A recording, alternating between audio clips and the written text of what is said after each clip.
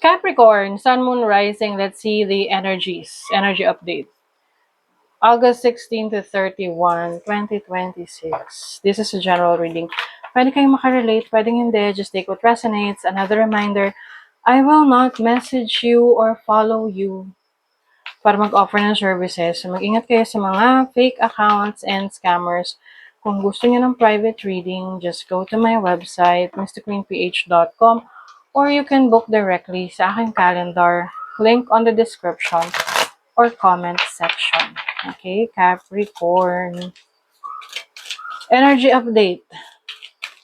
August 16 to 31. For the Cappies. Uy, there's change. Number 5 sa numerology is also about change. It's breaking free from ano yung sitwasyon mo ngayon. Parang may pagka-rebelde in a way, but you want something fresh. Fresh, di ba? Oh, master number 33. Communication. So, some of you, Capricorn, ito yung babaguhin nyo sa inyong sarili. Maaring mas magiging open kayo sa pag-express ng inyong ideas. No? You will be communicating well, or may improve ka sa iyong communication skills, and also compassion. Compassion for people na dinideserve nila yung compassion mo. Let's see. Overall energy. Oh, 6 of Wands. It's success. So, successful yung energy nyo ngayon, Capricorn. You will feel good about yourself, feeling accomplished. Some of you, you will be recognized, or you will gain more following sa social media if you are into, content creation, influencer, ganon. So, ano rin to? Victory na maaring meron kang nanggaling ka sa isang competition, or merong isang argument or issue na kinabilangan ka in the past, tapos ngayon mapagtatagumpayan mo na yun. Your challenge is the 10 of Swords. O, ang challenge mo is to finally close a chapter in your life.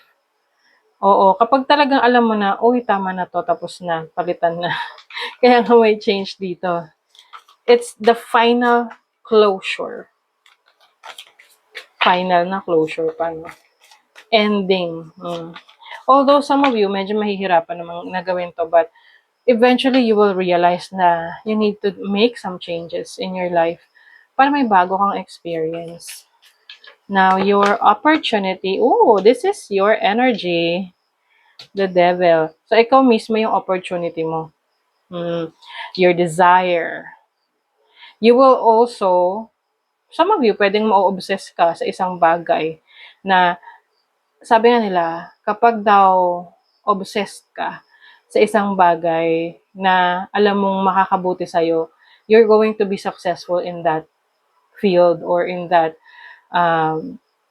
direction or area. For example, na-obsess ka sa kaka-gym. So, ibig sabihin, pag obsess ka doon, you will follow through, like whatever you need to do. And magiging maganda yung resulta nun. Kasi mas magiging healthier ka, mas magiging fit ka, diba? Now, your blessing is the 9 of Cups. Wow, ganda naman ito. 9 of Cups is happiness, optimism, joy. So, merong magbibigay sa'yo ng happiness. In what area of life is this? Oh, 12th house. 12th house is about spirituality. This is liberation. Fulfillment ng mga bagay na gusto mong ma-achieve. Especially kung ano yung minamanifest mo. And some of you, you will be more successful, or mas may blessings ka na matatanggap na hindi mo na ipapaalam sa iba. The more na hindi mo pinapaalam sa iba ang natatanggap mong blessings, mas maraming blessings na darating sa'yo. Kasi that's your way of protecting your blessings. Sa iyong money, career, finances, the sun, 'di ba? This is your life force. This is your energy. Very strong energy. Sa career, trabaho, pwede ring may leadership role sa inyo. Now, sa love life, uy, yung iba sa inyo, Capricorn, kung kayo merong relationship ngayon, mas magiging strong ang inyong connection. Kung single ka naman, you may be getting to know someone on a deeper level. Oh, unplug and relax for a spell. So for some of you, Capricorn, you will find time para makapag-relax.